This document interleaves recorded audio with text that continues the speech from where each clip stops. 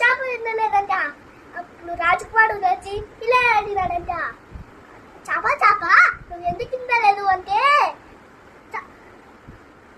నాకు గడ్డిపప్పు అడ్డం వచ్చింది అందుకే నేను తినలేదు అనిందంట. అప్పుడు రాజకుమారుడు గడ్డిపప్పు దగ్గరికి వెళ్ళి ఇలా అడిగాడంట, గడ్డిపప్పు ఎందుకంటే వచ్చాడు అంటే, నన్ను ఆవు వెయ్యలేదు అందంట.